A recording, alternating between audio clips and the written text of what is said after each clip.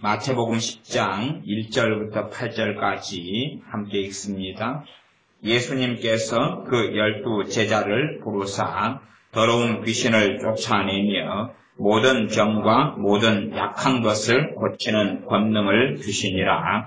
12 사도의 이름은 이러하니 베드로라 하는 시몬을 비롯하여 그의 형제 안드레와 세베대의 아들 야고보와 그의 형제 요한, 빌립과 바돌로메, 도마와 세리 마테, 알페오의 아들 야고보와 다데오, 가나 아닌 시몬과 및 가룟 유다, 곧 예수님을 판 자라.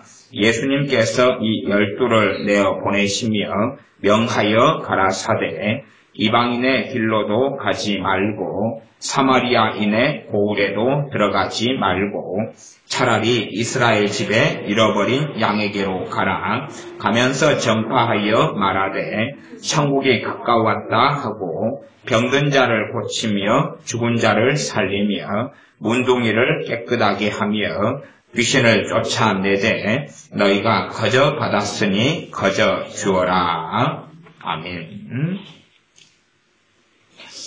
마태복음 10장 1절부터 8절까지만 먼저 읽었는데 오늘은 신앙 인물, 성경 인물 시리즈로서 가룟 유다에 대하여 말씀을 전하려고 그럽니다.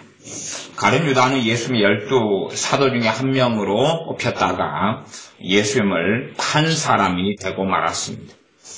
성경을 잘못 가룟 유다를 보면서 해석할 수 있는 가능성은 굉장히 많이 있습니다. 실제로 이 많은 사람들이 성경 속에 하나님의 예정을 믿고 주장하다가 그러다가 한 극단으로 흘러가서 운명론으로 빠지는 경우가 많이 있습니다. 운명론이라는 것은 한 사람의 인생이 이렇게 되도록 결정되어졌다. 결정론적인 관점이죠. 그래서 실제로 예정론이 운명론으로 많이 흘러가면서 그 예정론을 운명론으로 해석하고 그런 신학의 관점을 가지는 것을 보고 예정론은 운명론이라는 관점에서 어떤 사람들은 예정론을 공격하는 사람들이 있어요.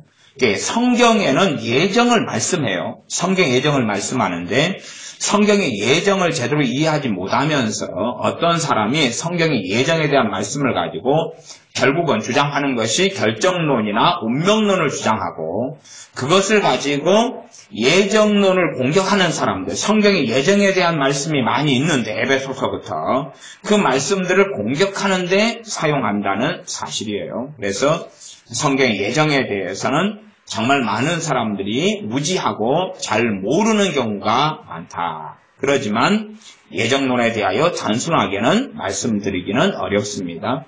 과거에 제가 로마서 강의를 하면서 몇 시간에 걸쳐서 예정에 대하여 기본적인 부분을 설명해둔 부분이 있으니까 그런 부분을 가지고 다시 예정에 대해서 궁금하신 분들은 몇 시간에 걸쳐서 다시 몇 번이고 들어보셔야 될 필요성은 있을 것입니다. 예를 들어서 지금 에스겔 강의를 하고 있다면 에돔이나 혹은 에돔 족속 또 모압이나 암몬 족속에 대한 하나님의 심판이 있다 그러면 태초부터 창세 전부터 암몬이나 모압이나 블레셋을 심판하시려고 하나님이 예정한 건 아니죠. 그들이 하나님 앞에 잘못 행하고 범죄했기 때문에 어느 때에 하나님이 심판하신다 그런 거예요. 그러니 운명론 자체도 아니고 디모데 전서를 통해 볼 때 디모데전서 2장에 하나님께서 모든 사람이 구원 얻기를 원하신다라는 명백한 뜻을 말씀하고 계셔요. 그 말씀에 따르면 가룟 유다가 유종의 미를 거두기를 하나님은 원하셨던 거지. 가룟 유다가 잘못된 길에 빠져서 예수님을 팔자로 예정되지는 않았다는 사실. 이 예정론을 바르게 보려면은 성경 안에서의 예정이고 말씀 안에서의 예정이지 자기가 창세전에 하나님의 예정이다. 그것도 성경 본문에서만 정말로 주의하고 조심하는 가운데에서 난해한 본문이라고 알고 이해하고 해석을 해야 돼요. 내가 하나님의 지혜와 동등하다. 내가 하나님과 동등하다는 관점 속에서 내가 하나님 자신이 된 것처럼 착각해가지고 창세전의 예정을 어떻게 이해하려 그러면 그는 오만방자하고 교만한 사람이 되어져서 미혹 가운데 빠지고 걸림돌 속에 들어갈 수밖에 없습니다. 그래서 참된 하나님의 예정을 이해하려면은 정말 겸비한 가운데 성경이 말씀하는 영역 속에서만 가고 그 이상의 형이상학적인 부분에는 접근하지 않도록 주의해야 될 그러한 위험한 영역들은 사실은 많이 있습니다. 실제로 예정론 그러면은 우리가 종교개혁자 가운데 가장 오래전 물론 어거스틴까지도 갈 수 있습니다만 일반적으로 종교개혁자 중에 존 칼빈에게로 갑니다. 그러면 다른 유다에 대하여 존 칼빈 그분만 해도 해석을 어떻게 하고 설명을 어떻게 하냐 그러면 하나님께서는 가룟 유다가 예수님을 배신할 자로 예정하시지 않았다. 그렇게 예정된 사람은 결코 아니다. 그렇게 칼빈 주석을 봐도 명백하게 쓰여져 있습니다. 그러니까 칼빈의 예정론을 배웠다는 후계자들이 유다는 반드시 예수님을 팔 자가 그렇게 예정된 사람이야. 그런 식으로 한다면 칼빈이라는 사람의 이름만 도용했을 뿐이지 자기가 하고 싶은 말을 그냥 존 칼빈이라는 그 신학자나 목회자의 이름을 빙자해가지고 말장난을 하고 있는 사람이 불과하지요. 정말 많은 사람들이 존 칼빈을 인용하고 존 칼빈의 신학이 이랬을 것이다라고 주장하지만 실제로는 그의 책들을 제대로 읽고 숙독하고 한 사람들은 실제로 거의 없는 것을 봅니다. 제가 칼빈주의 신학을 가르치는 신학교를 나왔지만 실제로 신학을 하는 많은 사람들이 칼빈이 기록해놓은 원저서를 제대로 읽지를 않아요. 칼빈의 기독교 강요에서도 필요한 것 몇 구절만 뽑아내서 장난을 치기를 좋아하지 그 방대한 기독교 강요가 두꺼운 책으로 3권이 되는 혹은 더 많은 그런 책도 정독을 하려면은 3번에서 5번을 읽어야 되겠죠.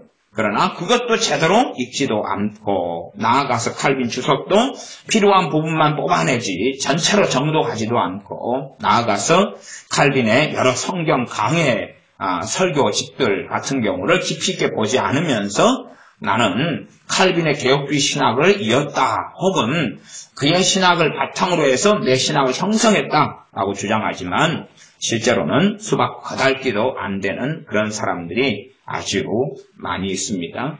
그래서 가룟 유다를 처음에 우리가 볼 때에 그는 성경 그대로 봐야 돼요. 그는 타락하거나 그는 주님을 팔기로 예정된 사람이 결코 아니었다는 것입니다. 그가 예수님을 판 것은 그의 선택이고 그의 행위였지. 그러지 주님께서 또한 하나님께서 너는 예수님을 팔아라. 그래서 너는 지옥에 떨어져라. 결코 그런 사람이 아니었습니다. 우리가 그래서 가룟 유다를 살펴보는 것은 그는 정말로 큰 은혜를 받은 사람이었고 하나님의 큰 긍휼을 받은 사람이고 큰 자비를 누린 사람이나 그러나 하나님을 등지고 우리 주 예수님을 배신한 사람이었다. 그래서 우리가 가룟 유다 같은 인생과 삶을 살지 않도록 하려고 가룟 유다를 살펴보는 것입니다. 얼마든지 아무리 큰 은혜를 받았어도 그 은혜 받았다는 사실이 그의 영혼을 보장해 주지도 않고 주님께서 그를 사도로 선택을 했습니다. 12명의 사도 가운데 한 명으로 주님께 직접 선택을 했어요. 사도로 선택받았다는 그 사실이 그의 영원한 생명을 보장해 주지 않는다는 사실입니다. 한 사람이 구원받았고 예수님을 영접했다. 그렇기 때문에 그는 어떤 삶과 인생이 돼도 구원받을 거다 하는 최종적인 구원을 확증해 주지 않는다는 사실입니다. 많은 사람들이 신앙생활을 하고 교회 다니면서 잘못된 무서운 견해 중에 하나가 크게 2가지가 있는데 하나는 내가 한번 세례를 받았고 예수님 영접했으니까 내가 무슨 짓을 하더라도 나는 구원의 보장을 받아. 내가 무슨 짓을 하더라도 심판을 받지 않아. 그리고 천국에 들어가. 그게 무서운 미혹이나 가르침에 속합니다. 또 하나는 이제는 사람의 행함을 통하여 구원을 받아. 그래서 믿음을만이 아니라 행함이 함께 있어야 돼. 그렇게 해서 행함이 있을 때에 그 믿음이 인정받고 구원을 받아. 말하자면 행함 있는 믿음을 가져야지 구원을 받아. 이건 행위 구원론입니다. 왜 그런지 아십니까? 봐보십시오. 믿음을 통해서 믿음의 개념 안에 행함을 집어넣어버리면 안 되는 것이, 행함 있는 믿음을 가져야 구원받는다. 그러면 생각해 봅시다. 행함 있는 믿음을 가진다. 그러면 이제 행함을 얼마쯤 가져야지 그 사람에게 거듭남이 일어날까요? 내가 예수님을 오늘 내가 믿기 시작했다. 그러면 아직은 행함은 없죠. 예수님을 오늘 영접했다는 것은 아직 행함은 아니잖아요. 자기 행동을 이야기하니까. 그렇게 따지면은 야, 순종도 하고 이 말 성경을 먼저 배워야지 말씀을 순종할 것 아닙니까? 믿음이 성장하고 성경을 배우고 말씀 배워야지 될 거 아니에요? 겸손도 어떻게 해야 되고 온유함도 해야 되고 성령 열매도 어떻게 맺어야 되고 또한 말씀대로 살려면 또 누가 임하셔야 돼요? 성령이 임하셔야 되죠. 그러나 하나님의 자녀로 거듭난 사람에게만 성령이 임하시죠. 하나님 자녀로 거듭나지 않았는데 성령이 안 임하셔도 말씀대로 살아야 되고 순종하고 행함이 있어야 돼. 그래야지 뭘 받으니까요? 구원을 받으니. 구원을 받는다는 사건은 무슨 사건입니까? 거듭남의 사건이에요. 중생과 거듭남의 사건이에요. 행함 있는 믿음을 가져야지 구원받는다. 그러면 행동을 먼저 해야 돼요. 구제도 해야 되고 헌금도 내야 되고 예배도 잘 드려야 되고 하나님도 잘 사랑해야 되고 회개도 해야 되고 행동의 삶에 잘못된 걸 많이 고쳐야 되고 그래가지고 몇 퍼센트요? 한 80%? 네, 60%? 하면 그 다음에는 구원받는다. 그러니 결국은 행함 있는 믿음으로 구원받는다는 주장은 어떤 주장이 되냐 그러면 행위 구원론이 되는 거예요. 내가 오늘 아무것도 하지 않아도 우리 주 예수님을 믿음을 통하여서만 구원받고 거듭나는 거예요. 그리고 이제 믿음의 여정에 무엇이 있어야 됩니까? 행함이 있어야 돼. 행함이 있어야 돼. 행함이 없다. 그러면 물론 장기간의 이야기는 아니에요. 그러나 장기적으로 행함이 없다는 것은 결국 그 사람이 예수님을 도중에 부인했다는 이야기예요. 부인했기 때문에 행함이 없는 거예요. 그러니 구원을 받지 못하는 거죠. 그렇게 정확하게 기본적인 구원론이라도 이 틀을 세워야 되는데 지금 현재는 양극단으로 흘러가고 있어요. 하나는 행함 있는 믿음이 있어야 구원받는다. 물론 정확히 성경은 지금 마태복음 7장 같은 경우에 주여 주여 하는 자마다 하나님 나라에 들어가지 않는다 이런 말씀을 다 해요. 한번 봐봅시다. 가룟 유다가 예수님의 제자가 되어서 사도로 선택을 받아요. 구원 받았어요? 안 받았어요? 구원 받았어요. 구원 받았어요. 그러나 그는 예수님을 부인해요. 구원을 잃었고 하나님에게서 떠났어요. 우리 주님에게서 떠났고 그러니 구원받지 못한 사람으로 끝난 거예요. 그러면 가룟 유다가 행함이 있었기 때문에 예수님께 선택을 받았을까요? 행함이 있으니까? 깨끗하니까? 거룩하니까? 아름다우니까? 구제를 많이 했으니까? 주님께서 그를 선택했느냐 그 말이. 그게 아니라 그 말이. 하나님의 은혜로 그를 구원하셨어요. 하나님의 은혜로 주님께서 그를 부르셔서 사도로 삼았다는 사실.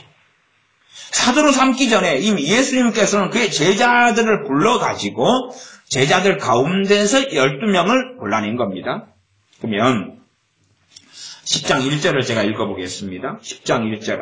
이 10장 마가복음 10장에서는 그런 이야기를 안 하네요. 마가복음 10장이 아니라 누가복음 6장에 가면 그런 내용이 있는데 이제 그쪽까지는 본문이 여기저기 많으니까 제가 다 살펴보지는 않겠습니다. 그러나 본래적으로 좀 자세하게 한다면 누가복음 6장 정도일 텐데 주님께서 제자들을 막 부르시고 그 가운데서 제자들이 있는 데서 12명을 뽑습니다. 그래가지고 그들을 사도로 임명을 하는 내용입니다.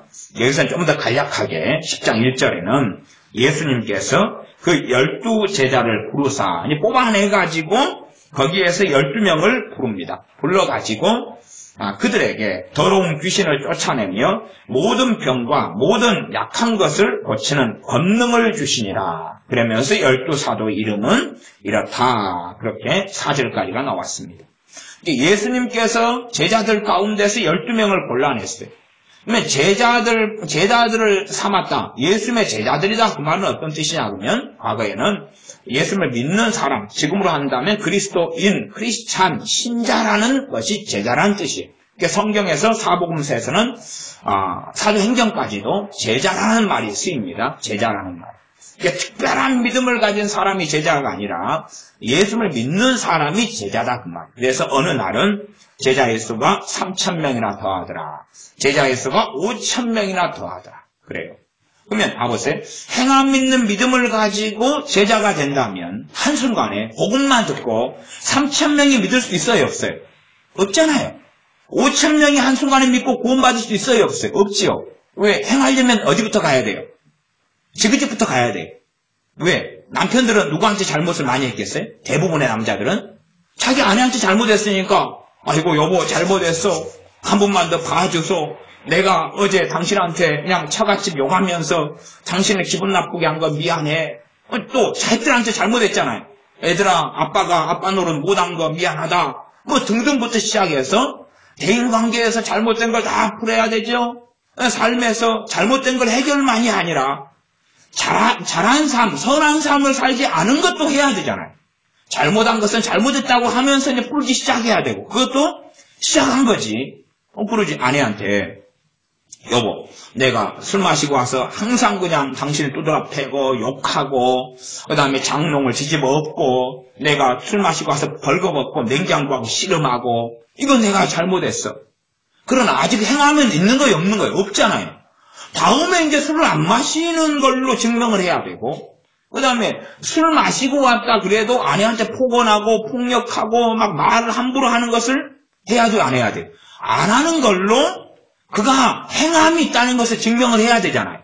그렇게 삶을 한참 살다가 그것도 한 번 했다고 솔직한 자를 믿을 수 있어요 없어요? 믿을 수 없잖아요. 몇 번 인간의 지혜로 따져도 아니 5번 10번은 해야지 네가 좀 고친 모양이구나 그럴 것 아니에요. 어쩌다가 그냥 그날은 술을 너무 떡이 돼가지고 아내한테 막 욕을 하려는데 술을 너무 많이 마셔가지고 오자마자 그냥 엎어져 자버려요. 그래서 오늘은 이 양반이 지난번에 잘못했다 그러더니 고쳤구나. 솔직한 이야기로 뭐 대한민국의 남자들의 아마 절반 정도 되는 사람들은 각서 안 써본 남자들이 별로 없을 거다. 각서를 쓰죠. 왜? 마누라가 못 산다 그러니까. 각서 쓰고 해죠. 그러나 각서를 지키는 남자들은 거기에서 절반이 훨씬 안 되는 숫자. 각서를 쓰는 거예요. 또 쓰는데. 각서 쓴 사람들은 항상 써요.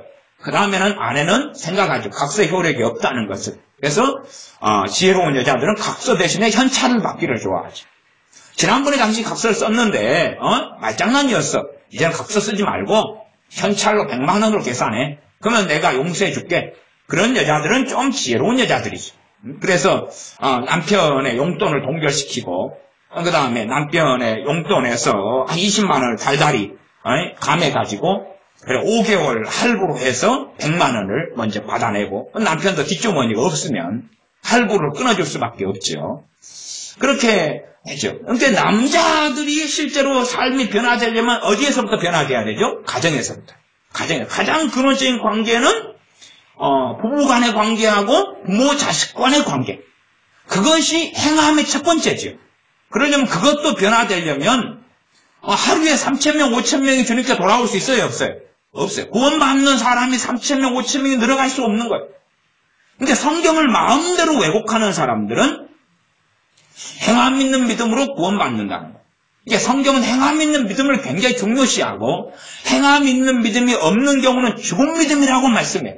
그것은 거듭나고 믿은 다음에 그런 다음에 시간이 흘러가서 사실은 이야기하는 거예요. 그런 부분에서 당연히 믿은 다음에 어느 정도 시간이 흘렀는데도 행함이 없다면 그의 믿음은 가짜예요. 그는 주님을 어느 때 부인하고 부정하고 예수님을 자신의 인생과 삶의 주인이 아니라 자기가 인생과 삶의 주인으로 살아가는 사람이죠.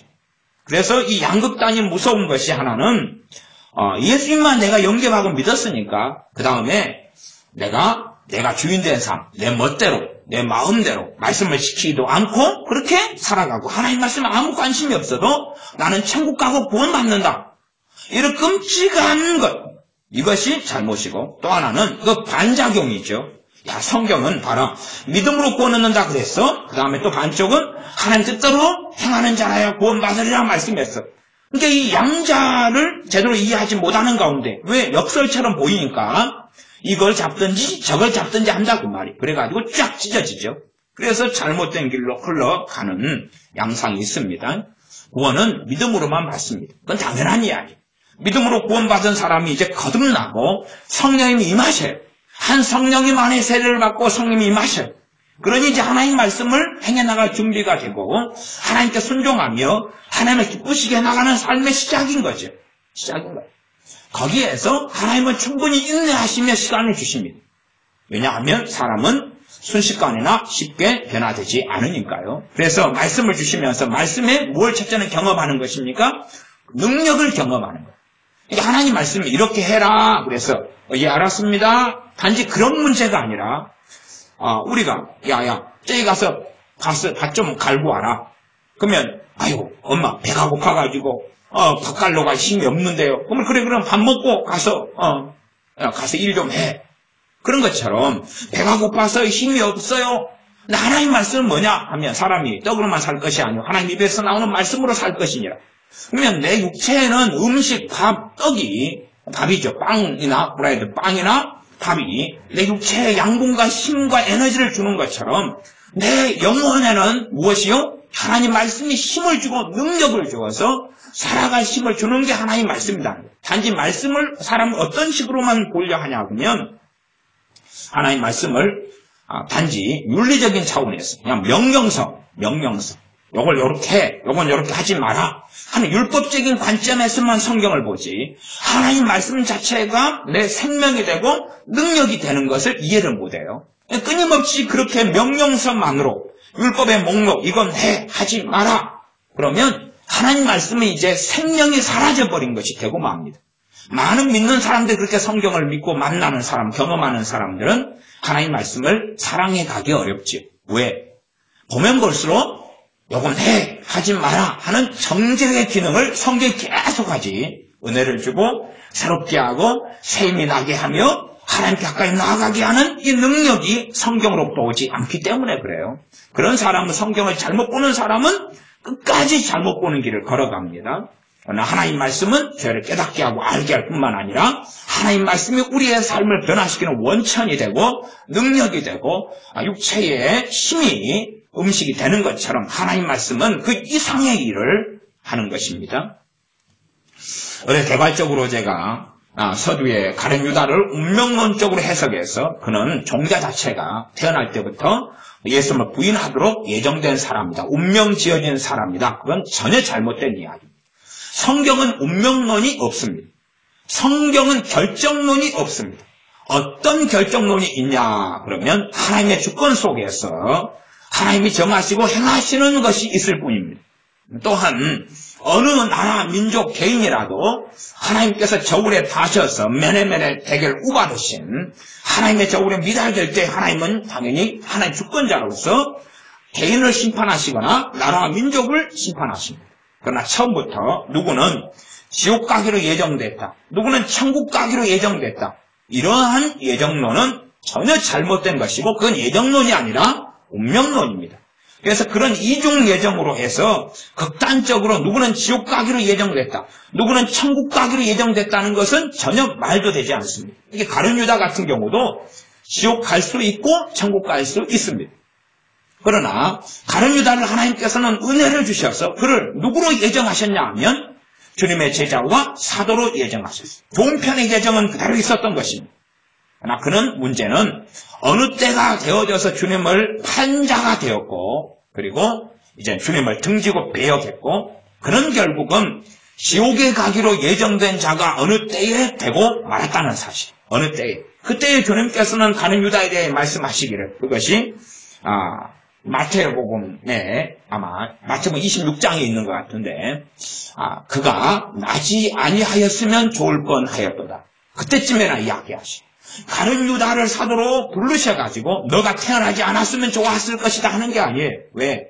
가룟 유다를 제자로 삼으시고 사도로 부르실 때는 그는 문제가 있긴 있어도 문제없는 사람은 없죠. 그러나 하나님 관계에서나 구원에 있어서 심각한 문제가 있는 사람이 아니었기 때문에 그러합니다. 가룟 유다는 정말로 많은 은혜를 받았고 그래서 가룟 유다에게 주님께서 10장 1절에는 더러운 귀신을 쫓아내는 능력을 나눠주셨어요. 그 다음에 모든 병과 모든 약한 것을 고치는 권능을 주셨어요. 이게 지금은 많은 사람이 성령의 은사도 받아 치유 은사도 받고 귀신을 쫓아내는 은사도 받고 방언의 은사나 방언 통역이나 예언이나 많은 은사를 받아. 물론 은사 중단론을 주장하고 믿는 사람도 있지만 그냥 그 사람들은 그렇게 살라고 치고 성령 많은 은사를 받아. 그러나 우리 주님께 사도들이 직접 받은 것보다 더 하겠어요? 못 하겠어요? 네? 비슷한 경우도 극히 드물다. 은사를 받은 사람 1000이나 10,000명이 있다 해도 이 사도들이 주님께 받은 이 권능, 능력에 비교하면 예외적으로는 비슷한 사람이 있겠지만, 그러나 제가 개인적으로 생각하고 믿기로 또 경험하기로는 사도들이 받은 은사와 능력에 비하면 세 발의 피일 수밖에 없다는 것입니다. 물론 사도들 같이, 이 사도들, 처음에 사도들은 안 그랬습니다. 어쨌든 나중에 사도들 같이 성장하고 믿음이 장성한 사도들 같은 주님을 사랑함과 헌신이 있는 사람들이라면 그 은사와 기름 부으심도 굉장히 사도들만큼은 될 가능성은 있다. 그렇게 말씀드립니다. 이게 가룟 유다가 귀신을 쫓아내는 능력을 받았어요. 가룟 유다가 그런 귀신을 쫓아내는 삶을 살았죠. 자기에게 그 기름 부으심과 은사와 능력을 나눠주셨어요. 얼마나 놀라운 삶을 살았겠습니까? 놀라운 삶.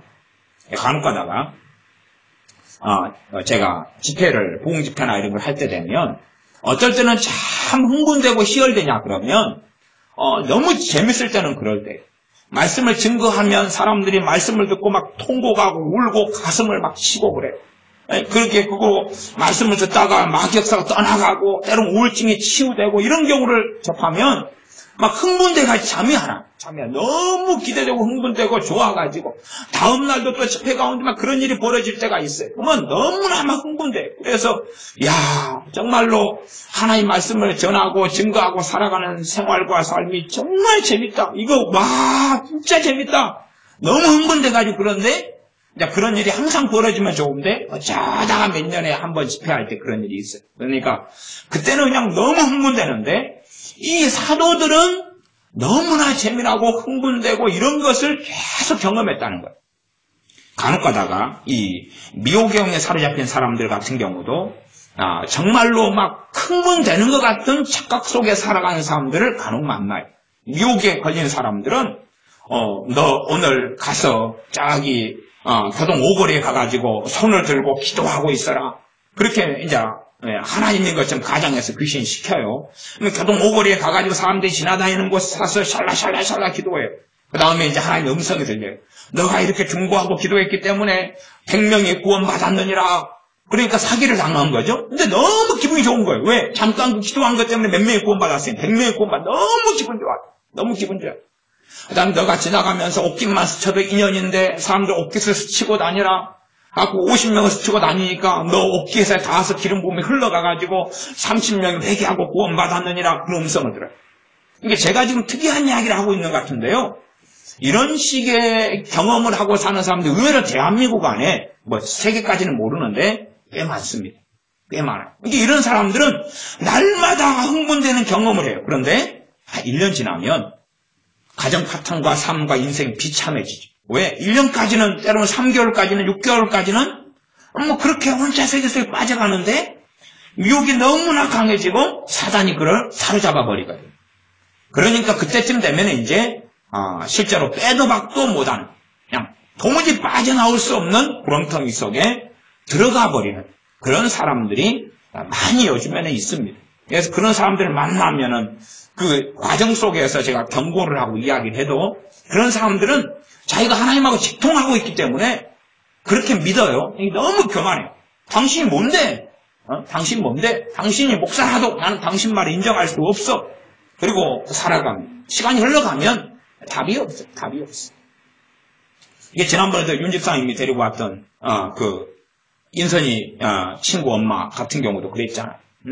그 음성을 항상 듣고 살아. 듣고 살고 시간이 한참 흐르니까 이제 귀신이 들락날락하고 정신이 사라져버리고 잃어버리고 정신병이 들어와버리고, 그러니까 그렇게 멀쩡할 때 와가지고 그를 이야기해도 안 받아들여. 당신이 지금 듣고 있는 음성을 그건 하나님이 준 게 아니다. 그건 마귀가 준 거다. 근데 그 음성을 들어요. 음성 듣기 어디서 했습니까? 인터콥에서 했죠. 인터콥. 그 인터콥에 성교 갔다가 온 다음부터 그 음성 듣고 그렇게 하면서 우리 돼버린 거예요. 지금은 이제 미쳐버렸잖아요.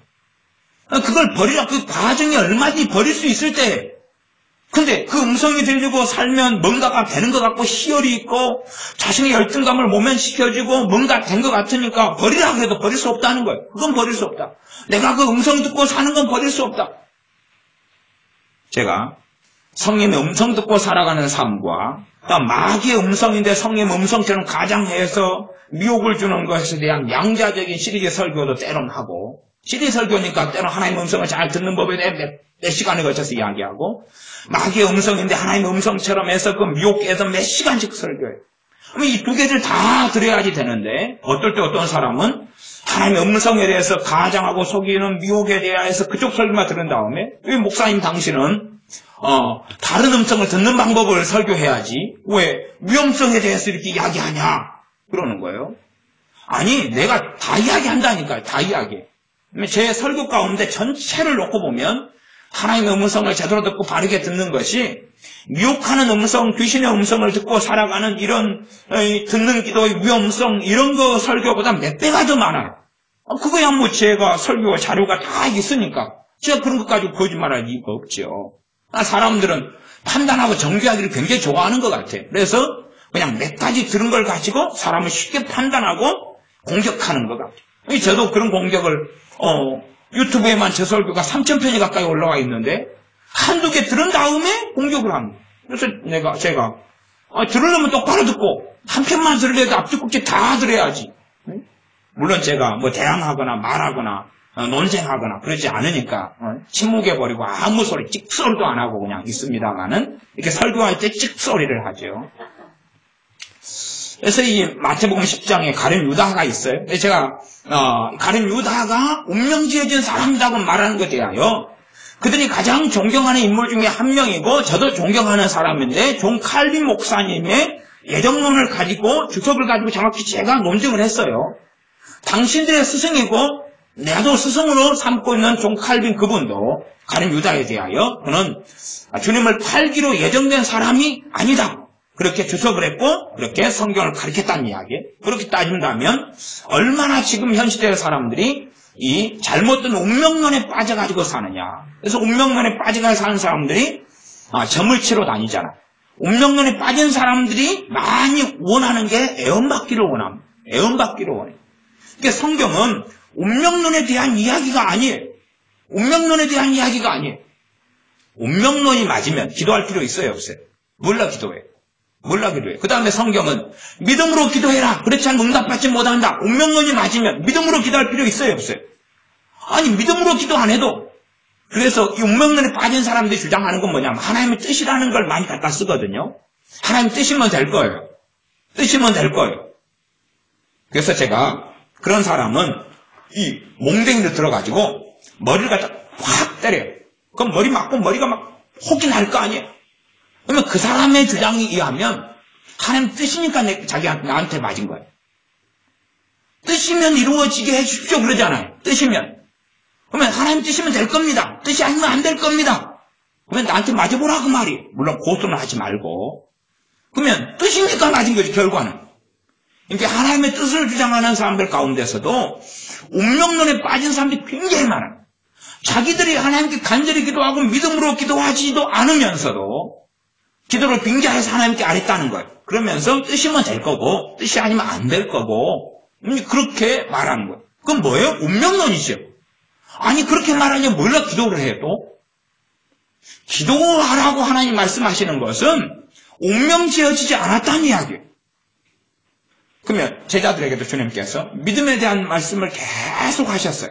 믿음에 대한 말씀을 하신 것은 제자들이 심지어 주님의 사도들이 믿으면 하나님의 역사를 보고 믿지 않으면 하나님의 역사를 못 보는 것이 운명지어지지 않았으니까 어느 때에 하나님의 때에 대환란은 올 거예요. 또 나아가서 주님께서 이렇게 말씀하셨어요. 자, 너희가 하나님의 그 환란의 날이 겨울에 오지 않도록 기도해라. 그러면 하나님의 환란의 날이 겨울에 오지 않도록 기도해라는 것은 기도하면 겨울에 오지 않고 기도 안 하면 겨울에 올 수 있다는 이야기죠. 그러니까 하나님은 대환란을 예정하셨는데도 우리가 생각하는 것처럼 정확한 몇 월 며칠부터 며칠까지 하는 타임표하고는 다르다는 이야기죠. 기도하면 그래서 너희가 기도하면 그 환난의 날들을 감해 주실 것이다. 기도 안 하면 감해지지 않지요. 그러니까 하나님께서 정하신 이 역사의 마지막에 대해서도 정확한 결정론이 아니라는 사실이에요.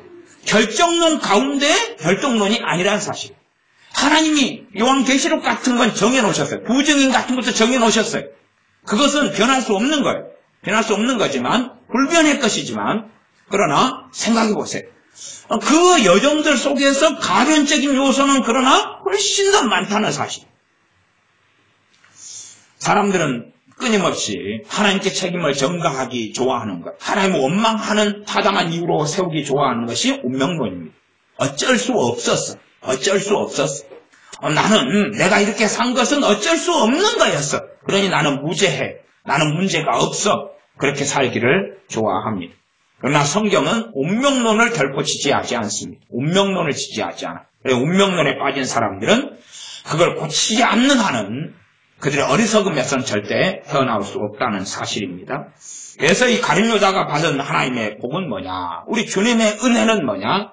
그가 첫째는 제자가 되었다. 제자가 되었다는 이야기는 제자 가운데서 12명의 사도를 뽑았으니까 제자라는 이야기는 거듭난 거예요? 거듭나지 않은 거예요? 거듭난 거예요. 거듭난 거. 지금 제자라고 지금 가룟 유다를 이야기하는 거지. 그는 제자가 아니었어. 가짜였어라고 성경은 절대 이야기하지 않아요. 그런 식으로 성경을 읽으면 자기 마음대로 성경을 왜곡하는 사람이에요. 가룟 유다를 제자라고 이야기합니다. 다시 읽어드릴게요. 10장 1절 예수님께서 그 12 제자를 부르사 누구를 불렀다고요? 제자를 불렀다. 11 제자와 가짜 제자 하나 합쳐서 12를 부르니라. 그렇게 안 됐단 말이에요. 그런데 유감스럽게 어떤 신학을 공부한 사람들은 성경을 보면 그렇게 눈에 보이는 거예요. 11 제자와 그러니까 11 알곡과 가라지 하나를 부르니라. 합쳐서 12이니라. 하지만 그게 아니라 12 제자라는 사실. 12 제자. 가룟 유다는 거듭난 사람. 가룟 유다는 구원받은 사람이에요. 근데 가룟 유다만 봐도 구원론이 뭔지를 아는 거예요. 가룟 유다의 인생만 봐도 어떻게 구원의 여정이 되어져 가느냐를 알아요. 가룟 유다는 믿음을 통해서 은혜로 구원받은 사람. 에베소 2장 말씀대로 믿음으로 인하여 은혜로 받은 구원이에요. 그 구원이 행위에서 난 것이 아니라 이는 자랑치 못하게 하려 함이니. 내가 행함이 있는 믿음으로 구원받았다면 자랑할 수 있어요, 없어요? 자랑할 수 있잖아요. 행함이 있는 믿음인데 내가 효도했기 때문에. 내가 행함이 있는 믿음이라는 뜻은 뭐냐 하면 내가 예수 믿는다. 그러니까 그 믿음을 확증하기 위해서는 행함이 있어야 된다. 그런 이야기예요. 그러니까 부모에게 효도하고 아니면 구제하고 봉사하고 기도생활을 많이 하고 하나님 말씀대로 많이 살고 이런 행함이 있어가지고 구원을 받았어요. 그게 행함 있는 믿음이니까. 그러면 자랑할 수 있잖아요. 내가 했으니까. 난 저 사람보다 행함이 10배 더 있었어. 난 저 사람보다 5배 더 있었어. 저 사람은 커트라인에 걸렸네? 나는 커트라인을 훨씬 상회했어. 60점이면 행함이 60점 있으면 그 사람 믿음을 인정해줘가지고 구원받는데 나는 99점이야. 나는 99점이야. 얼마나 하나님이 자랑스러워 하시는지 몰라. 그리고 이제 60점 맞아가지고 겨우 행함 있는 믿음으로 인정받아서 구원받는 사람은 아이고 쪽팔려. 꼴등이잖아. 60점이 꼴등이야. 공동 꼴등도 많이 있겠지만 나 그런 것은 거짓말이다 그 말이. 이게 지금 그런 큰믿음교회 같은 경우도 행함 있는 믿음 이야기하는데 구원론에 있어서 굉장히 억울했다는 사실을 기억을 해야 돼. 나 점점점 이게 심화되고 있는 이 여정인 거예요. 어디서 어디까지. 물론 이 한국교회 전체적으로 한번 예수 영접하고 구원받으면 그 다음에 다시 구원을 상실하지 않는다는 걸 전반적으로 믿으니까 큰믿음교회 같은 메시지가 필요하지요. 필요해요. 근데 문제는 이제 끄집어내가지고 더 극단으로 흘러가게 한다는 사실이. 흘러가게 해요. 그래서 가룟 유다의 삶만 봐도 그는 은혜로 믿음으로 구원받은 사람. 그러나 이 사람이 이제 또한 얼마나 큰 은혜를 입었냐 하면 사도로 그가 선택을 받습니다. 그러면 최소한 우리가 이렇게 생각할 수 있어요. 사도로는 주님께서는 함부로 선택하지 않았을 것이다. 어중이 떠중이도 물론 선택했을 가능성도 있지만 그래서 어부들이 그 안에 많이 끼어 있죠. 심지어 제대로 학문도 없고 지식도 없고 이해력도 떨어지는 이들의 사도로 부르심 받았기도 했어요. 그러나 이제 말씀은 누구에게서 배우는 시작이니까요. 주님에게서 3년에 걸쳐서 배우면 되잖아요. 배우면 돼. 충실하게 배워가면 되니까. 최고의 대학원보다 더 좋은 주님의 학교에 입학해서 들어가니까. 그래서 어쨌든 뭐 어중이 떠중이가 포함됐을런지 아니면은 특별히 준비된 사람들이 됐을런지까지는 우리가 해석하기 어려우나 전체로 보면은 별로 그렇게 자격이 있거나 이런 사람들은 아닌 것을 확인합니다. 공부를 많이 하고 가방끈이 길고 막 이런 사람 좀 되려면 사도 바울 정도가 돼야 되죠. 근데 사도 바울 같은 일을 주님이 고른 게 아니었습니다. 그렇게 해서 이제 12명의 사도가 시작하면서 그냥 시작도 안 하고 이들에게 귀신을 쫓아낼 능력, 권능을 나눠주시고 그 다음에 모든 병과 모든 약한 것을 고치는 권능을 나눠주십니다. 그러니 이들은 주님께서 나누신 권능으로 어찌됐든지 간에 삐까 번쩍한 삶을 살 수가 있어요. 오늘 어느 마을에 가서 복음을 전하고 안수만 하니까 병이 고쳐지니까 병이 고쳐지면 사람들이 잔치를 할 거 아닙니까? 야, 우리 아버지 죽을 병에 걸렸다가 살아나셨네. 와, 좋아. 막 우리 춤을 추죠. 그러니 그 현장에 있으니까 그 사도들을 마을 사람들을 반대하기 쉬워요, 어려워요? 어렵죠. 환영하고 환호하고 왜? 과거일수록 병원이 없으니까 하나님의 치유만 기다리고 그래서 많은 사람들이 하나님의 치유 때문에 예루살렘에 있는 그러한 어디 가서 샘에 무슨 샘 실로암 못이었던가요? 아니 베데스다 연못. 베데스다 연못에 가가지고 많은 사람들이 천사가 물을 동화할 때에 선착순 한 명만 치료가 되니까 그걸 기다려가지고 막 있었잖아요. 그래서 어떤 경우는 그 38년 된 병자가 주님께서 치유하신 경우도 있었지요. 그러니 정말 병든 사람들이 많았을 때에 사도들이 가서 병을 고치고 귀신이 사로잡히고 들리는 사람이 너무 많았을 때에 제정신이 아닌 사람 한 명만 있어도 가정생활이 엉망이 되잖아요.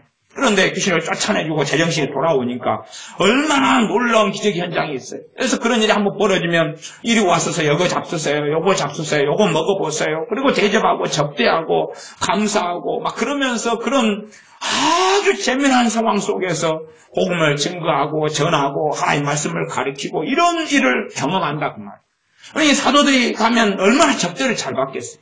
아니 여러분의 아버지가 죽어가고 있는데 사도 중에 하나인 가룟 유다가 가서 안수해가지고 병이 고쳐졌어요.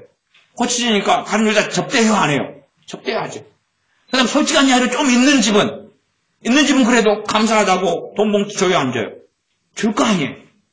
그게 없다고 말할 수 없는 거예요. 근데 주님께서 하신 말씀이 뭐냐 그러면 이 12명의 사도에게 이제 7절, 8절은 읽었습니다. 가면서 전파하여 말하되 천국이 가까웠다 하고 8절 병든 자를 고치며 죽은 자를 살리며 문둥이를 깨끗하게 하며 귀신을 쫓아내되 너희가 거저 받았으니 거저 주어라. 거저 주어라 그랬죠. 그러나 예수님과 함께 지낼 때도 예수님의 이 연복교회 말하자면 헌금함을 관리하는 사람, 회계를 보는 사람이 가룟 유다였어요. 그러나 당시에는 종이도 없고 그러니까 회계 장부를 안 썼죠. 그냥 돈주머니만 가지고 다닌 거죠. 돈주머니. 헌금함만 가지고 다닌 거예요. 그러니까 그 안에 얼마가 들었는지는 누구만 알 거예요? 가룟 유다만 알아요. 물론 주님이 아실 수도 있어요. 그러나 어쨌든 가룟 유다 입장에서는 베드로도 모르고 누구도 몰라요. 자기만 알아요. 거기에서 돈을 도둑질하고 살았어요. 그랬으면 2명씩 짝져가지고 왔을 때 돈 봉투 주면 가룟 유다의 성질에서 받겠어요 안 받겠어요? 받을 거 아니에요. 주님께서는 명백하게 멀리 하시면 거저 받았으니 거저 주어라. 지금의 많은 치유 사역자들도 이 함정에 빠져요. 왜? 병을 고치면 너무 감사하고 좋으니 가난한 사람은 몰라도 부자들 같은 경우는 그 다음에 너희들이 부흥사들이 하는 말 중에 하나가 그런 레파토를 씁니다. 뭐라고 이야기하냐 그러면 당신이 지금 이 수술 받으면 이게 2천만 원이 들 거잖아요. 당신이 고침받았으니까 병원비의 절반이라도 내야지. 제발 안 하고 하나님한테 바른 자세입니다. 그러면은 말이 그럴싸해요? 안 그럴싸해요? 그럴싸하죠. 그래서 2천만 원 수술비가 들 건 1,000만 원을 내는 거예요. 근데 요즘에는 안 그럴싸해요. 왜 그런지 압니까? 실비가 되잖아요. 낼 거 없이 보험에서 다 들어오는데 그러니까 사실은 실비되는 사람 돈이 안 들고 거꾸로 돈을 벌어버려요. 대신에 뭐 고통은 좀 없겠죠. 엉덩이가 짓무르진 않고 그럴 뿐이지요. 그러니까 그렇게 부흥사가 이야기하면 요즘에는 이제 목사님 실비됩니다. 그래서 안 내면 되지요. 그런데 과거에는 실비도 안 되고 이럴 때에는 또 실비도 안 넣고 자기 생돈만 들어간다 그러면은 아니 2천만 원 수술비 치료비 들 거 고쳐졌으니까 반에 반 500만 원이라도 내놔라. 그러면은 맞죠. 예, 그래야지요. 그 다음에 협박을 그거 안 내놓으면 재발할 가능성이 높다. 하나님 앞에 그냥 완전히 치료했다고 도장을 찍는 것이 반에 반 500만 원에 내놓는 거다. 그러니까 옛날에 다 그렇게 했단 말이에요. 부흥사들이. 참 못해 처먹었는데 지금도 그러고 있어요. 많은 부흥사들이 지금도 그러고 있어요. 그러니까 그걸 듣고 사람들이 이제 협박을 받으니까 어쩔 수 없죠. 그래서 지금은 감사한지 안 감사한지 몰라도 치유율이 현저하게 떨어졌어요. 하나님이 안수를 통하여 또한 치유 문사를 통하여 고쳐주는 비율이 과거에보다 훨씬 적어졌고 줄어들었어요. 아마 못된 짓거리 그만하라고 경고하시는 경고 중에 하나겠죠. 그래서 주님께서 미리 말씀하시는 것이 거저 받았으니 거저 주어라 그랬어요. 그 다음에 9절 너희 전대에 금이나 은이나 동이나 가지지 말고 여행을 위하여 두 벌 옷이나 신이나 지팡이를 가지지 말라. 이는 일꾼이 저 먹는 것 받는 것이 마땅함이니라. 심지어는 이제 다른 말씀에는 여기는 전대에 금이나 은이나 동이나 가지지 말라 그랬는데 다른 말씀에는 전대를 가져가지 말라 그런 말씀. 전대를 가져가지 말라. 그러면 전대는 돈주머니죠. 과거 여행을 하려면 돈주머니가 필요하다 그 말이. 그걸 가지고 가지 말라 했으면 사례금을 줘도 수표 같은 것이 아니기 때문에 어떻게 하겠어요? 전대에 넣을 수도 없고. 근데 이제 가룟 유다 같으면 곤말 속에다가 보이지 않는 전대를 찾겠죠. 곤말 속에. 그래가지고 살그머니 그것도 금전이 안 부딪히려면 헌금으로 싸야 되죠. 싸가지고 하나씩. 나 같으면 그랬겠다. 나 같으면. 싸가지고 부딪히지 않게 없는 척. 가룟 유다 그럴 때는 천천히 걸었을 것 같아요. 무거우니까. 그럼 그걸로도 부족해가지고 언제부터 그랬는지는 몰라요. 언제부터.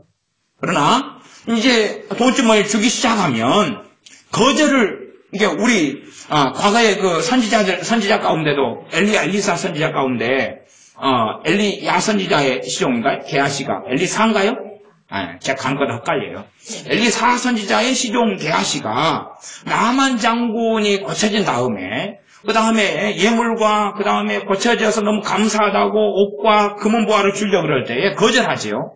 거절할 때 게하시가 몰래 가가지고 이제 합리적으로 말해가지고 달라고 우리 선지자님이 필요하다 그랬다고 그리고 이제 거짓부렁을 한다 그 말이. 그리고 받아가지고 숨겨놓고 오죠. 그때에 그에게 문득병이 든다 그 말이. 그러니까 선지자의 시종인 게하시가 일반적 시종이 시간 지나면 선지자가 됐습니다. 여러분이 아시다시피 모세의 시종이 여호수아였죠. 그래서 나중에 모세 후계자가 돼가지고 이스라엘 백성의 영도자 지도자가 됩니다. 그러면 엘리사 선지자의 시종인 게하시가 정말 충성되게 그 사명을 잘 감당했다면 그는 선지자가 되기는 십상인 사람이에요.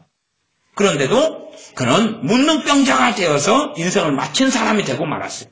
이게 성경 인물 가운데 어떤 사람은 유종의 미를 잘 거둔 사람들이 있고 가룟 유다 같은 사람은 유감스럽게 그 많은 은혜와 하나님의 복에도 불구하고 유종의 미를 거두지 못한 사람이 됐다고 말이에요. 돈독이 올랐죠. 기본적으로 돈 때문에 주님을 부인한 사람이 됐습니다. 그러나 첫 번째 가룟 유다는 주님을 떠난 적은 없어요. 자요, 가룟 유다가 말하자면 지금으로 말한다면 교회 생활을 끝까지 했다고 말이에요. 교회 생활 끝까지 했어요. 그러니까 언제 그냥 잠깐 나갔냐 그러면 주님이 잡혀갈 때, 주님이 잡혀가는 그때에 먼저 나가가지고 누구 데리러 온 거예요? 누구 데리러 간 거예요? 군병들, 병사들, 주님 잡으러 온 이런 칼과 몽치를 든 그들을 이끌려고 나간 거예요. 그 다음에 주님을 잡아가지고 가고 가룟 유다도 같이 잡아가지고 갔지요. 가룟 유다는 그들과 함께 간 거고 그리고 제자들은 다 그때 흩어졌죠. 흩어졌어요.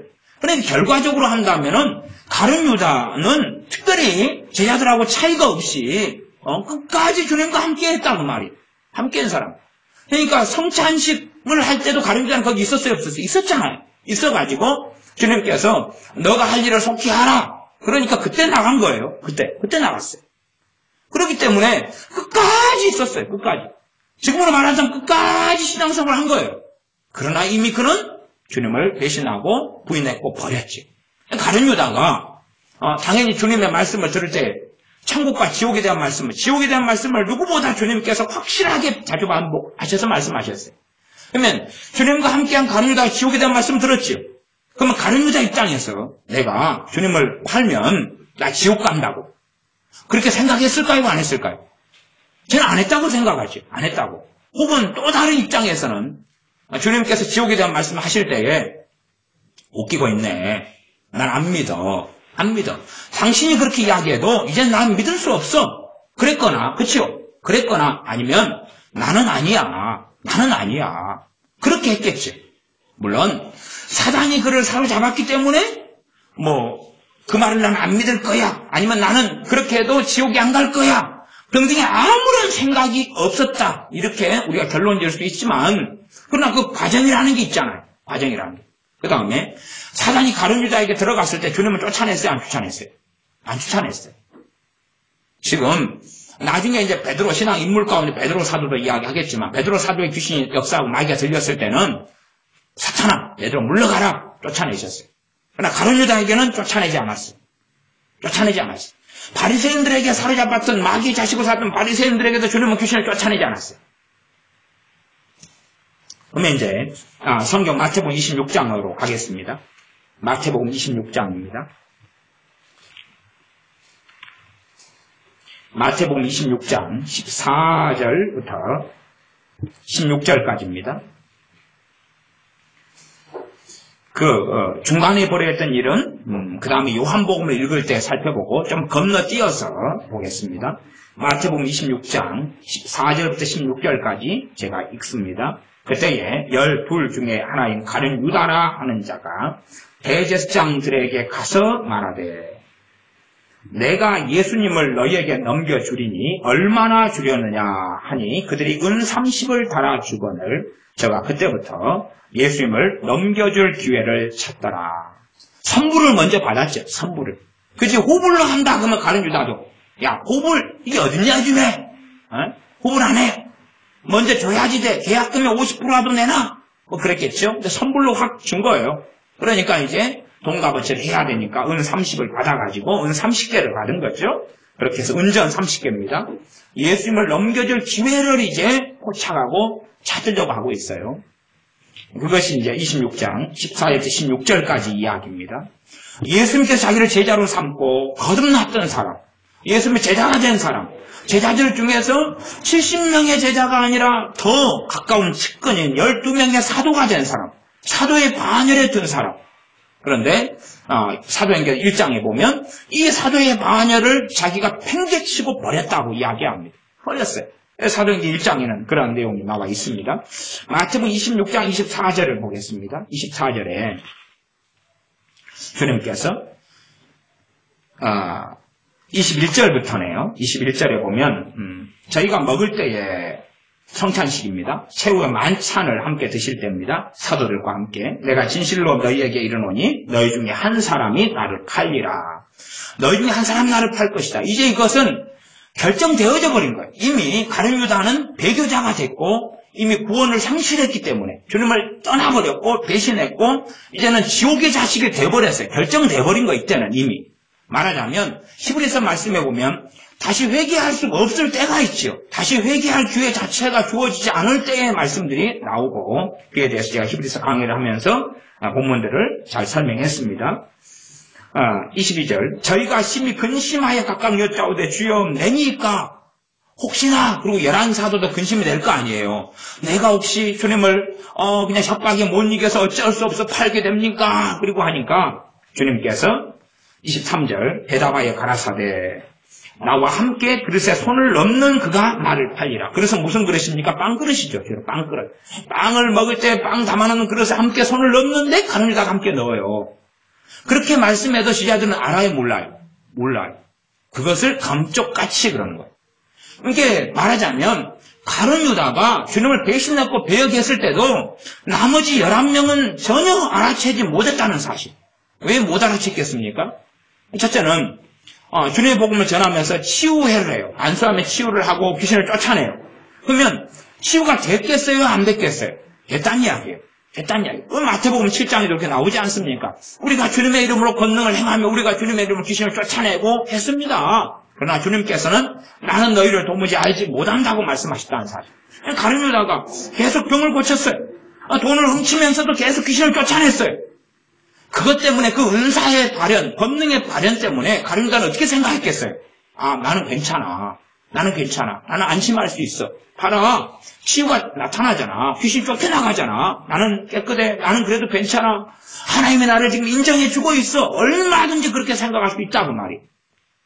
간혹 가다가, 하나님을 등지고 떠났는데도 방언하는 사람들이 있어요. 그러니까 실제로 이제 교회 생활은 하고 있는 거죠. 그러나 삶은 하나님을 등지고 떠난 거예요.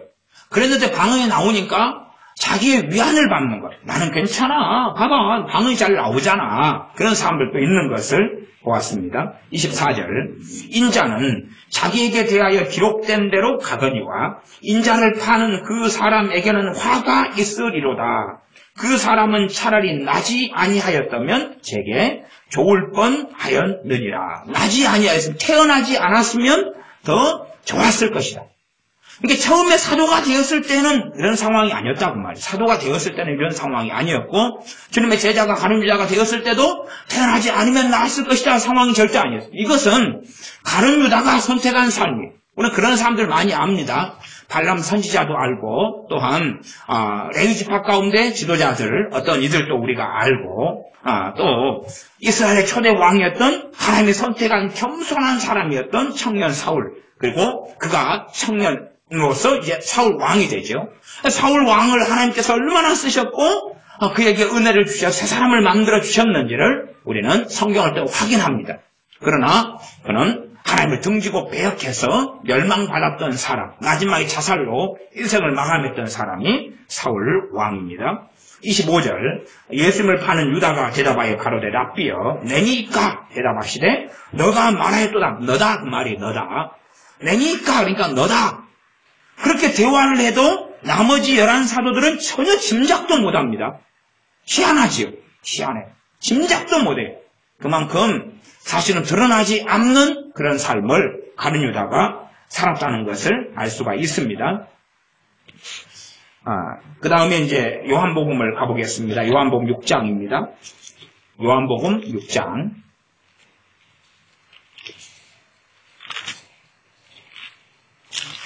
요한복음 6장 12절부터 19절까지인데, 요한복음 6장 66절이네. 요한복음 6장 66절부터 71절까지입니다. 제가 읽겠습니다. 이러므로 제자 중에 많이 물러가고 다시 그와 함께 다니지 아니하더라. 우리 주님 때문에 주님의 제자로 살다가 그 다음에 주님 때문에 환난이 닥치고 어려움이 닥치고 그 다음에 어려운 말씀을 하시니까 너희는 내 살을 먹고 내 피를 마시는 자라야 내 안에 거하고 나도 그 안에 거하리라. 이렇게 지금 어떤 면에서는 순서를 좀 바꿔버린 것 같은 말씀을 좀 합니다. 물론 그까지는 제가 설명하지 않겠습니다. 앞에서 전제를 잘 들으신 분들은, 구원의 여정과 서정을 들으신 분들은 특별하게 어긋나지 않게 이 내 살은 참된 양식이요 내 피는 참된 음료로다 하는 것을 이해할 수 있을 거라고 믿고 지나가겠습니다. 그래서 이러한 말씀들을 듣고 사람들은 주님을 떠나가요. 그래서 이제 보시면 제자들이 많이 물러가고 다시 그와 함께 다니지 아니하더라. 그리고 예수님께서 12 제자에게 이르시되 너희도 가려느냐 그렇게 묻습니다. 그 다음에 이제 좀 앞으로 먼저 넘어가서 이야기하면 그 앞에 61절 예수님께서 스스로 제자들이 이 말씀에 대하여 수군거리는 줄 아시고 가라사대. 수군거린다는 이야기 이해하지 못할 말씀을 전한다 그 말. 이해하지 못할 말씀을 다 이해시켜주지는 않습니다. 가라사대 이 말이 너희에게 걸림이 되느냐. 그러면 너희가 인자의 이전 있던 곳으로 올라가는 것을 볼 것 같으면 어찌하려느냐. 살리는 것이 영이니 육은 무익하니라. 내가 너희에게 이런 말이 영이요 생명이라. 이게 아까 제가 말씀에 대해서도 이야기했죠. 그러니까 주님께서 이르신 그 말씀 자체가 뭐라고요? 영이고 생명이다. 이것을 사실은 단지 성경은 이렇게 해라, 이렇게 하지 말아라는 윤리로서 성경을 접하는 사람은 전혀 말씀이 영이고 생명이라는 것을 잘 모르죠. 또 이것을 경험하는 것도 쉬운 길은 아닙니다. 쉬운 길은 아니에요. 그냥 말씀 영이고 생명이다네. 그래서 그때부터 말씀을 영과 생명으로 경험하고 누리게 되는 것은 유감스럽게 아닙니다. 그렇다면 제자들은 너무나 쉬웠겠지. 왜? 3년 동안 말씀을 들으니까 그냥 듣자마자 다 변화되고 엎어지고 깨지고 완전히 황골탈퇴하고 그렇게 되겠지요. 64절. 그러나 너희 중에 믿지 아니하는 자들이 있느니라 하시니, 여기서도 복수형을 쓰죠. 믿지 아니하는 자들이 있다 그렇게 말씀하죠. 자들이 있다. 하시니 이는 예수님께서 믿지 아니하는 자들이 누구며 자기를 팔 자가 누군지 처음부터 아심이니라. 자기를 팔 자가 누군지 안다는 사실. 이것이 신비에 속합니다. 신비에 속하지만 최소한은 그러니까 예수님을 팔도록 가룟 유다가 예정된 것은 아니다 하는 좀 칼빈의 예정론에 대하여 많이 이야기했던 그 목사님의 이야기를 빌려서라도 최소한 우리가 잘 이해하고 있는 것이 필요하겠습니다. 운명 지어진 것은 아니다 하는 관점으로 64절도 여러분이 이해하시는 것이 맞습니다. 그래서 믿지 아니하는 자들이 누구며, 실제로 우리가 주님께서 부활하신 다음에 도마 같은 사람도 믿지 않고 의심했다는 것을 알지요. 그래서 실제로 예수님을 믿는 것, 구주로 믿는 것도 실제로는 많은 여정과 시간이 걸릴 때가 많습니다. 많은 시간과 여정이 걸려요. 어떨 때는 그냥 믿지만은, 그러나 이 믿음이라는 게 참 둥글납작해가지고 조금 지나면 또 의심이 들어오죠. 조금 지나면 믿지 않게 되고, 그 다음에 충격적인 사건을 다시 경험하면 당신이 메시아가 맞군요. 이러한 여정을 사도들도 또 제자들도 계속 엽잡기 치러가고 사는 것을 우리가 사복음서를 통해서는 살펴보았습니다. 그래서 이는 예수님께서 믿지 아니하는 자가 누구며 자기를 팔 자가 누군지 처음부터 아심이러라. 65절 또 가라사대 이러함으로 전에 너희에게 말하기를 내 아버지께서 오게 하여 주지 아니하시면 누구든지 내게 올 수 없다 하였노라. 이것도 하나님의 주권에 대한 말씀이죠. 그래서 그러면은 모든 자가 구원받기를 원하신다. 디모데전서 2장이 있고, 그러면 하나님은 모든 자를 오게 해주면 되지 않느냐. 이제 이렇게 성경을 해석하면, 연결시키면 상당히 골치 아파지는 이야기가 됩니다. 그래서 이러한 말씀을 해석하려면 그게 난해하고 시간이 오래 걸리는 말씀이 되고, 조금 설명한다 해서 이해할 수 있는 부분은 아니니까, 제가 이런 부분을 가지고 하려면 하나님의 주권에 대한 말씀과 앞뒤 꼭지를 전체를 가지고 반대편에 있는 말씀까지 다 다루어야 되니까 지금 그런 시간이 아니어서 지나갑니다. 68절 시몬 베드로가 대답하이르되 주여 영생의 말씀이 계심에 우리가 누게로 가오리까. 우리가 주는 하나님의 거룩하신 자신 줄 믿고 알았사옵나이다. 이게 시몬 베드로가 대표적으로, 물론 모든 사람을 대표한 것도 아니고 모든 사도를 대표한 것도 아닙니다. 최소한 베드로니까 자기 형제 동생 안드레가 있죠. 그 정도, 친한 사람 요한과 야고보 정도. 그래서 우리는 믿습니다 라고 이야기하지. 우리는 믿습니다. 믿지 않는 자들이 그 가운데 있다는 사실이죠. 70절 예수님께 대답하시되 내가 너희 12를 택하지 아니하였느냐. 그러나 너희 중에 한 사람은 마귀니라. 분명히 성경은 지금 12명이 제자라고도 이야기했고 사도라고 이야기했어요. 제자 가운데 사도를 뽑았어요. 마귀 가운데 뽑은 게 아니고 제자 가운데 사도를 뽑았는데, 그렇게 말하자면 제가 서두에 말씀했던 대로 거듭났고 구원받은 경우죠. 그러나 결국은 주님께서 가룟 유다에게 뭐라고 말씀하세요? 마귀니라 그래요. 왜? 마귀하고 인격적인 결합을 해버렸어요. 인격적인 결합을, 완전한 결합을 해버렸어요. 어떤 방식인지는 모르나 성경은 이 가룟 유다 안에 마귀가 들어왔다라고 이야기해요. 그래서 주님께서 가룟 유다에 대하여 마귀니라 했어요. 왜? 이제 마귀하고 뜻과 마음과 생각을 함께 하거든요. 마귀하고 같은 인생, 같은 삶, 같은 계획, 같은 마음, 같은 정신으로 살아가거든요. 그러면 그냥 우리가 주님께서 귀신을 쫓아내시죠, 항상. 그러면 너희 중 하나 마귀니라 그래놓고 이리 와. 마귀로 와. 안수 한번 하자. 그러면 쫓아내면 될 거 아니에요. 그러나 그러는 게 하나님 뜻이 아니에요? 뜻이 아니에요. 그렇게 될 수도 없는 이야기고 뜻이 아니라 그 말이에요. 그건 가룟 유다가 이제 짊어져야 될 일이 되는 거죠. 요한복음 12장입니다. 그래서 가룟 유다가 진실로 마귀다, 존재 자체가 마귀다 그런 말씀은 아니죠. 결국은 이제 마귀가 겁는 마귀의 그랬겠고 뜻했던 그것의 도구가 돼서 마귀의 단순히 이용물 자체가 아니라 마귀하고 연합한 자가 되고 말았습니다. 6장입니다. 12장이죠. 12장 1절에서 8절입니다. 12장 1절에서 8절. 1절 읽으면 6월절 엿새 전에 예수님께서 베다니에 이르시니 이곳은 예수님께서 죽은 자 가운데서 살리신 나사로에 있는 곳이라. 거기서 예수님을 위하여 잔치할세 마르다는 이를 보고 나사로는 예수님과 함께 앉은 자 중에 있더라.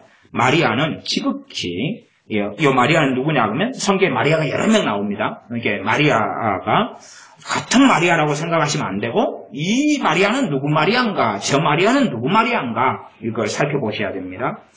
그래서 이 마리아가 나오면 여기 마리아는 마르다의 동생 마리아입니다.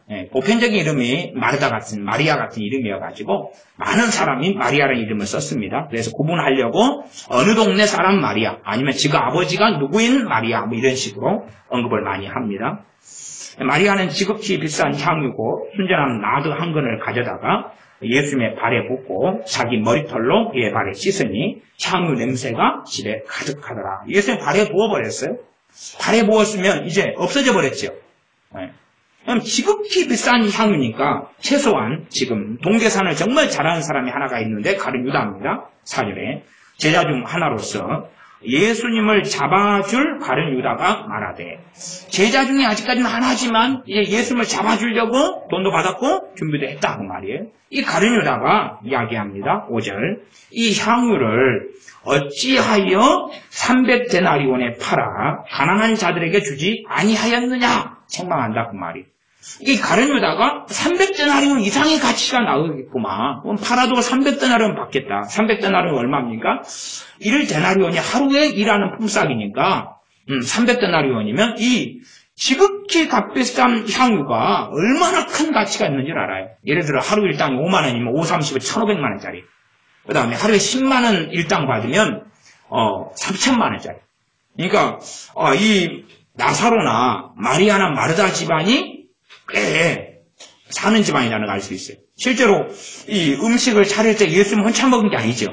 장경 12명이 먹어요. 얼마나 먹겠습니까? 군대에 있을 때 군인들, 병사들 가운데 성가대원들, 그 다음에 주력 교사들, 군인들 함께 가가지고 뷔페집에 가서 밥을 여러 번 먹었어요. 그래서 군인들 한 갈 때 또 성탄절 되면은 막 준비하잖아요. 찬양 준비하고 군대 교회에서. 그러면 그 친구들 고생했다고 저녁밥은 뷔페집으로 데리고 나가요. 대구까지 가가지고 뷔페집에 가서 먹으면 뭐 술 다 써고 이런 데 가면 뷔페집에 한 30명 가니까 초토화를 시켜버려요. 얼마나 잘 먹어. 군대 음식만 막 현역생활 하면서 먹다가 그냥 한 10접시 먹어버려요. 갖고 이 30명이 뷔페집을 초토화 시켜버려요.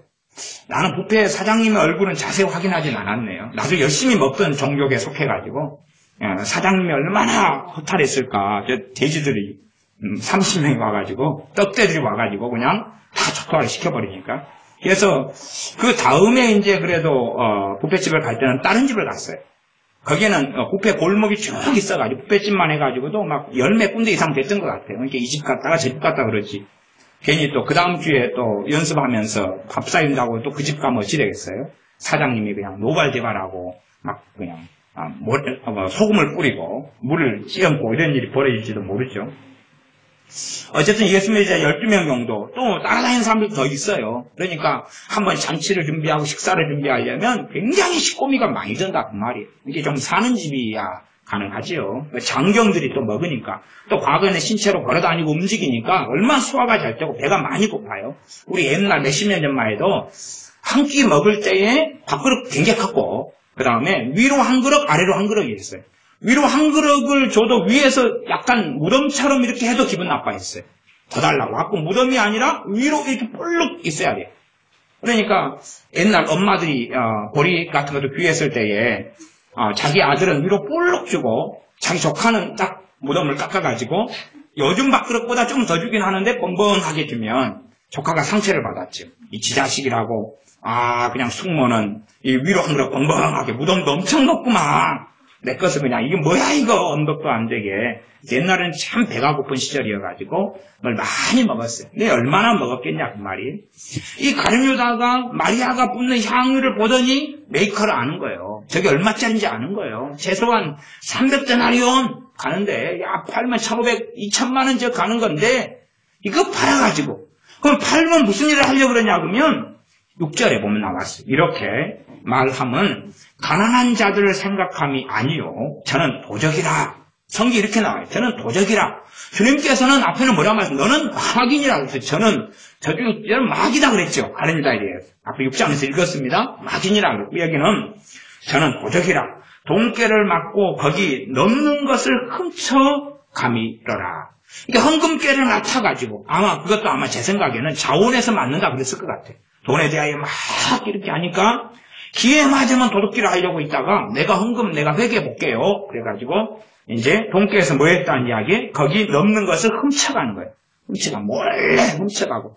그러니 300데나리온이 들어오면 얼마를 훔쳐갈 수 있겠어요? 뭐 100데나리온이나 50데나리온이나 70데나리온이나 이렇게 훔쳐갈 수 있잖아요. 심지어 150데나리온도 훔쳐갈 수 있는 거예요.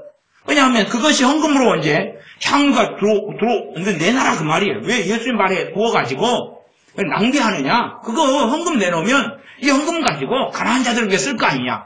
그러니까 이 가룟 유다의 수작이 어땠다는 걸 알 수 있냐 그러면 헌금을 자기가 빼돌렸으면서 어떻게 했다고 그랬어요? 누가 힘들고 가난하고 먹을 게 없어서 주었습니다. 어디 가난한 자들에 구제했습니다. 그리고 빼돌렸을 거 아니에요. 기본적으로.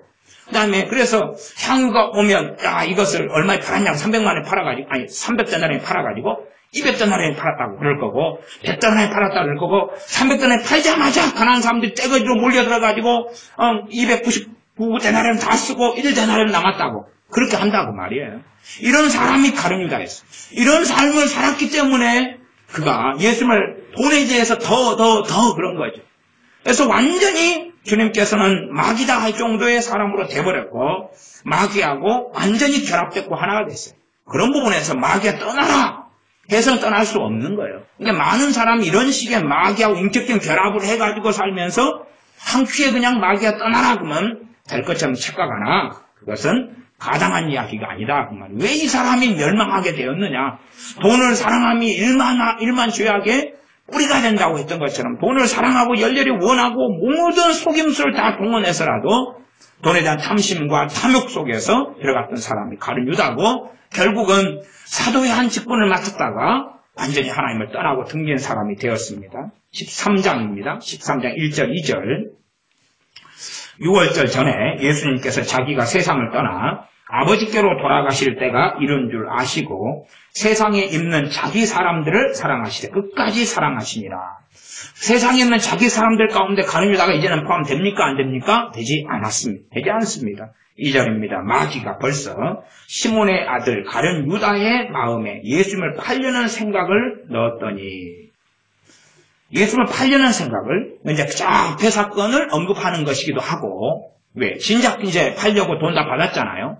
그 다음에 지금 현재 예수님을 팔 기회를 노렸으니까 바로 지금이 기회구나 그런 거죠. 3절 저녁 먹는 중에 이게 성찬식이었고요. 그 다음에 이제 속히 너할 일 해라 그래서 떠납니다. 그렇게 해서 예수님을 팔 이제 날이 되었습니다. 13장 21절입니다. 예수님께서 이 말씀을 하시고 심령에 민망하여 증거하여 가라사대 내가 진실로 너희에게 이르노니 너희 중 하나가 나를 팔리라. 그리고 이것은 지금 앞에 읽었던 마태복음 26장의 사건과 지금 함께 가는 내용입니다. 26절 예수님께서 대답하시되 내가 한 조각을 찍어다가 주는 자가 그니라. 여기서는 마태복음 26장하고 좀 다르죠. 거기는 또 그러니까 한 번만 아니라 그릇에 함께 손 넣는 자가 그렇다 그것만 아니라 내가 한 조각 빵을 한 조각 내가 줄 테니까 그걸 받는 사람이 나를 팔 자야. 그리고 또 가르쳐 주신 거예요. 그래도 지자들은 잘 모릅니다. 내가 한 조각을 찍어다가 주는 자가 그니라 하시고 곧 한 조각을 찍으셔다가 그거가 좀 이상한가? 가룟 유다의 아들 유다를 주시니 조각을 받은 후 그 사단이 그 속에 들어간지라. 다시 또 사단이 들어가죠. 사단이 들어가요. 그 앞에도 지금 마귀다 그랬는데 사단이 또 들어가요. 이게 사단이 들어가도록 가룟 유다가 활짝 마음을 열었죠. 활짝 열어서 함께 가는 거예요. 근데 한순간에 그냥 사단이 들어갈 수는 없어요. 그 여러 과정을 통하여서 그렇게 되고 마는 것입니다. 되고 말아요. 시몬대로 거두는 삶의 진리를 우리가 생각해 보아야 됩니다. 그래서 사단이 그 속에 들어간지라. 이제 예수님께서 유다에게 이르시되 너 하는 일을 속히 하라. 그러면 가룟 유다하고 사단의 둘 다에게 이야기한 거예요. 둘 다에게. 왜? 둘이는 지금 뜻과 마음이 같아요? 틀려요? 같아요. 뜻과 마음이 같아요. 그러지. 사단이 들어갔으니까 주님의 전문 분야가 뭡니까? 마귀 쫓는 일이죠. 그러니까 사단이 들어가자마자 떼끼! 저리 가! 그러면 팩 빠져나가고. 그렇게 되지 않았다는 이야기. 주님은 쫓아내지도 않았을 뿐만 아니라 오히려 이제 너희 둘이가 마귀 너하고 유다 너하고 가룟 유다 너하고 하려는 그 계획했던 그것 빨리 그거 해 이제. 오늘 너희들이 나를 팔 날이야. 마귀 너하고 가룟 유다 너하고 합심해서 지금 살아왔잖아. 너희가 이제 나를 팔 날이니까 가서 속히 가서 병사들 데리고 와 라고 말씀하신 것입니다. 28절 이 말씀을 무슨 뜻으로 하셨는지 그 앉은 자 중에 아는 이가 없고 어떤 이들은 유다가 돈깨를 맡았으므로 명절에 우리의 쓸 물건을 사라 하시는지 혹 가난한 자들에게 무엇을 주라 하시는 줄로 생각하더라. 이 가난한 자들에게 주라 그러니까 예를 들어서 10만 원을 이렇게 주면서 나중에 보고는 50만 원을 줬습니다. 그래서 돈주머니가 이렇게 비었어요. 그랬을 거 아니에요. 이 일을 평상시에 가룟 유다가 했다는 이야기니까요. 유다가 그 조각을 받고 곧 나가니 밤일러라. 이게 그 빵 조각을 받고 이제 곧 나갔어요. 그러니까 밤에 나간 거죠. 곧 밤일러라 그랬잖아요. 그러니까 밤에 이제 가서 한참 걸어가가지고 칼과 몽치를 가진 군사들하고 종들 하속들을 데리고 와서 주님을 잡습니다. 그 사이에 이제 가룟 유다 떠난 다음에 주님께서 31절부터 말씀하시면서 서로 사랑하라 라고 11제자에게 말씀하십니다. 사도행전 1장만 보고 이제 말씀을 마무리하겠습니다. 사도행전 1장입니다. 사도행전 1장 15절부터입니다. 15절. 제가 읽습니다. 모인 무리의 수가 한 120명이나 되더라. 그때에 베드로가 그 형제 가운데 일어서서 가로되 형제들아 성령님이 다윗의 입을 의탁하사 예수님 잡는 자들을 지로한 이끈 유다를 가리켜 미리 말씀하신 성경이 응하였으니 마땅하도다. 성경이 이미 예수님을 팔 자에 대한 예언을 했어요. 그러나 그 자가 운명적으로 가는 유다냐 그럴 때 그렇지 않다는 이야기. 그러나 하나님은 이 파는 것에 대하여 하나님은 이미 예정했고 계획되어 있었고 거기에 아무리 마귀가 발광하더라도 그 세계 속에서만 자기의 뜻을 이루려 했지만 결국은 하나님의 구원의 역사가 이루어졌습니다. 17절 이 사람이 본래 우리 수 가운데 참여하여 이 직무의 한 부분을 맡았던 자라. 어떤 자가 주님을 팔게 되었느냐? 이 사도로서의 직무를 맡았던 자가 그랬다는 거예요. 밖에서 그런 것도 아니고 70명의 제자 가운데 한 명이 그런 것도 아니고 많은 군중 속에 제자로 있었던 자 중에 한 명이나 아니면 혹은 다른 바리새인 서기관 제자가 아니었던 자가 아니라 제자 중에 사도 중에 속하여서 이 직무를 맡았던 이 자가 바로 그렇게 했다. 이 예언된 자가 되고 말았다는 것입니다. 예언된 자가. 성경의 어떤 부분은 사람이 변개할 수 없는 부분이 있어요. 어떤 부분은. 그러나 대부분의 부분은 우리 인생과 삶에 관련된 대부분은 그래서 어떤 사람이 병들어 죽는 것도 성경은 그 사람이 병들어 죽기를 원합니까? 하나님은 치유받기를 원합니까? 치유받기를 원하시죠. 치유받기를 원해요. 그러나 그가 믿음이 없으면 또한 하나님께 치유를 위해 구하지 않으면 그는 병들어 죽거나 아니면 병원의 치료의 때를 놓쳐버리면 죽을 수밖에 없게 되기도 합니다. 또한 실제로 하나님께서 모든 사람이 구원받기를 원하시니 거기에 가룟 유다가 포함됐겠습니까? 안 됐겠습니까? 당연히 포함됐죠. 당연히 포함됐죠. 호메네와 빌레도 같은 사람도 본질적으로 하나님은 구원받기 원하셨어요? 원하지 않으셨겠어요? 원하셨죠. 바리새인 서기관들도 구원받기를 원하셨어요? 원하지 않았어요? 원했죠.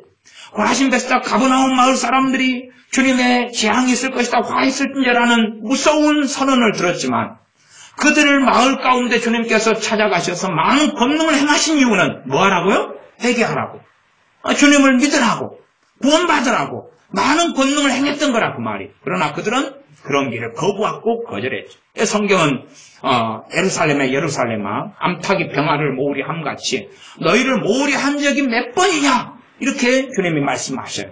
너희를 정말로 모으려 했는데 너희가 내게 오기를 원치 아니했도다. 원치 않은 거지. 원치 않은 거.